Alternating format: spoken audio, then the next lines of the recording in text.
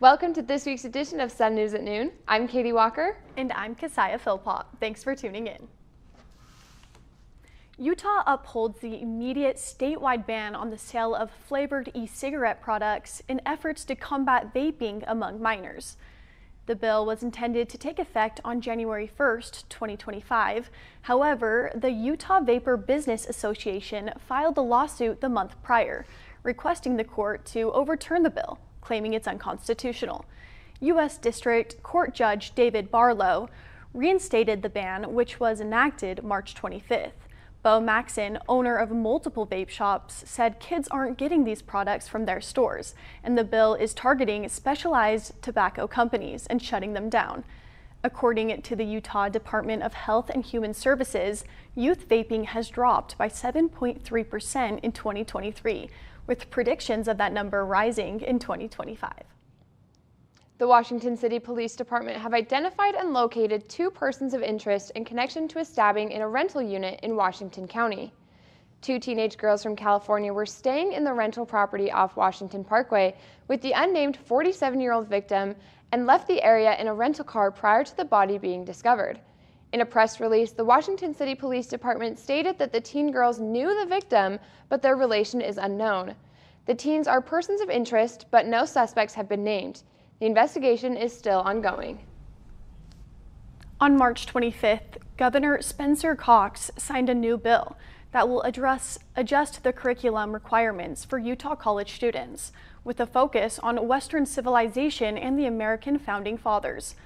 Senate Bill 334 adds 12 specific credit hours needed for higher education, including 3 classes about American institutions and the founding of the United States. The bill also lists required reading material by 10 authors about the rise of Christianity, with only 1 female and 1 black author listed.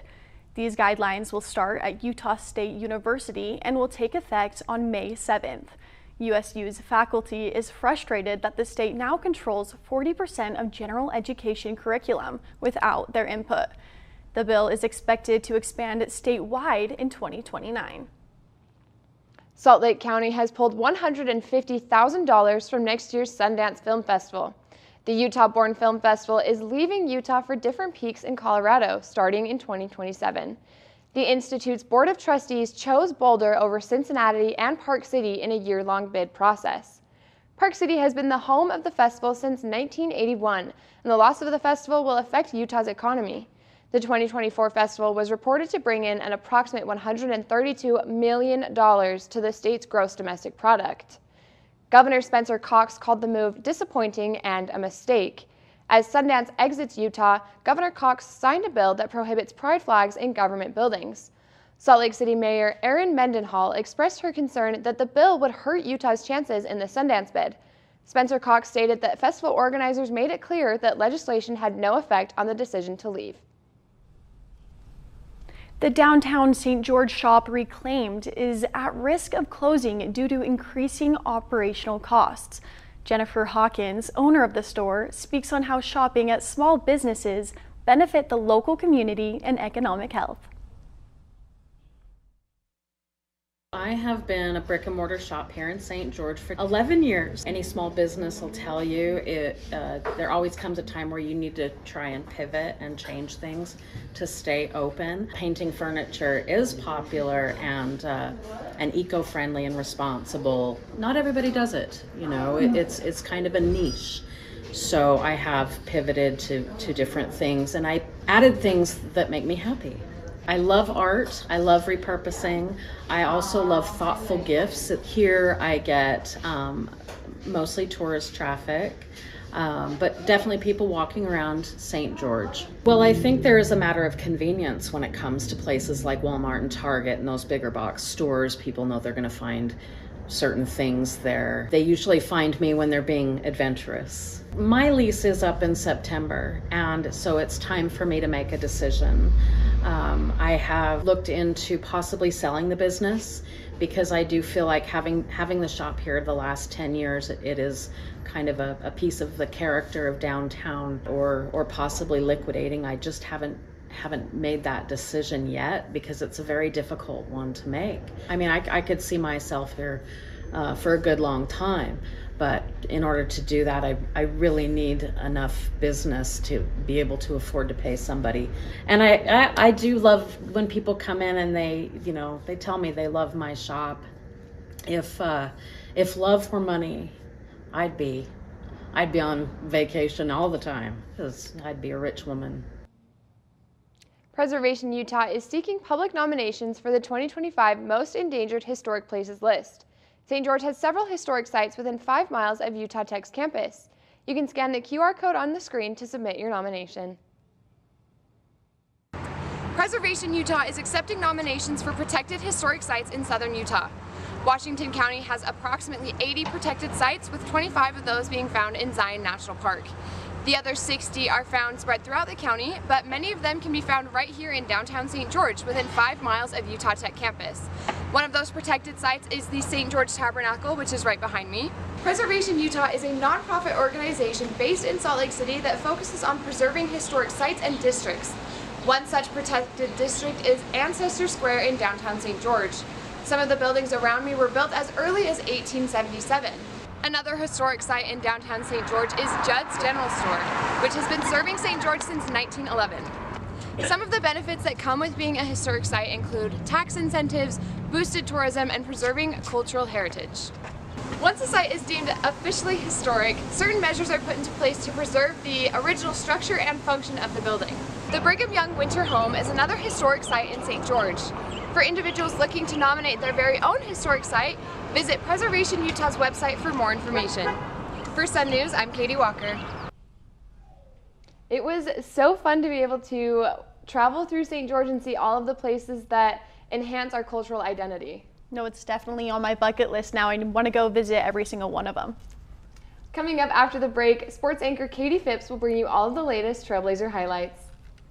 If you haven't seen Utah Tech University lately, chances are you haven't seen it at all. With hands-on polytechnic learning across 300 academic programs, 30 new and renovated state-of-the-art facilities, the most affordable university tuition in the state, and 300 days of sunshine, why look anywhere else? Discover why Utah Tech was recently named one of Education Magazine's 10 prominent universities and colleges to watch. Join us and experience the active learning, active life difference at Utah Tech.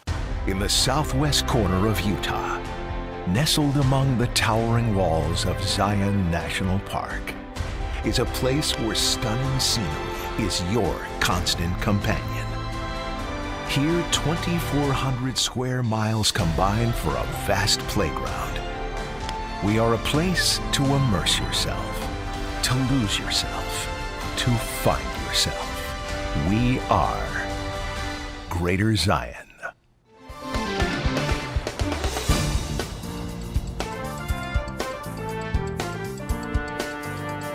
Utah Tech softball had another 2-1 series in a heartbreaking battle against Abilene Christian University last weekend. The first game ended 8-1 with the Trailblazers holding Abilene to a single-run game.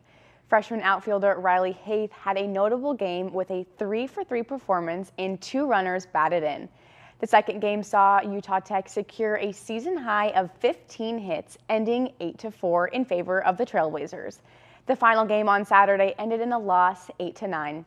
The Trailblazers and Wildcats went back and forth, taking the lead. Finally, in the 6th inning, Utah Tech had back-to-back strikeouts that kept the loaded bases from coming home. Despite the loss, sophomore Gabby Giroux got her first career home run. Softball will open up April this weekend at home, facing Tarleton State University tomorrow and Saturday at Carl Brooks Field. Utah Tech men's golf battled with the wind as they took 8th place in the Seattle U Red Hawk Invitational on Monday and Tuesday this week. The Trailblazers played their way into contention with a 9-under start, but as the wind picked up, scores would drop for all 18 teams on the course. The Trailblazers ended the first day -2, 282, one shot behind the first place school, George Mason University. Momentum slowed down as the Trailblazers ended the tournament on Tuesday in 7th place, tied with George Washington University. The Trailblazers had a few individual victories, with junior Zach Feltz penciling in 3 birdies in each of his 3 loops, giving him the nudge to take his first top 10 finish of the season, with a tie for 6th place. Men's golf will finish their regular season next week at the UC Santa Barbara Guacho Invitational in Goleta, California on April 7th and 8th. Sprinter Whitney Christensen set 2 program records to open up her outdoor season last week in the 4x100 meter relay and the 400 meter sprint. I got to speak with her about the preparation that goes into breaking those records. There's a lot of technical preparation from us, more than mental. I'd say we all are so different individually that we all kind of just mentally do our own thing, but we all have to trust in each other as far as technical and teamwork trust there. So we're mentally prepared by being technically prepared, I think. Coach and I have really been working on race strategy and running my race instead of trying to race my competitors or running my race instead. And so I PR'd in the day before in the 200, and so he just said, now that your 200 is faster, you can get out a little bit harder and you should be able to hold on. And I did, and I really struggled indoor, like trusting that and doing that. And then I just kind of was like, I got nothing to lose here, outdoor first meet, and I just kind of ran it and it worked. So it was good and I finished strong. So I just learning to trust in myself, and I trust Coach, so I just got to trust in myself now. Christensen and the rest of Utah Tech track team will head down to Las Vegas this weekend for the UNLV Rebel Elite on Friday and Saturday, April 4th and 5th. We do have a very exciting weekend here in St. George. We have tennis tomorrow, softball, and baseball all at home this weekend. It is going to be a really huge weekend for Utah Tech athletics. I can't wait to go out and show my support. I'm definitely going to need to clear my entire calendar now and make sure to go root on for the Trailblazers. Yes, let's defend the Diamonds this weekend, as they would say, and win all of the matches that we have. And that's it for this week's edition of Sun News at Noon. We will see you here next week, same time, same place. Have a great week, Trailblazers.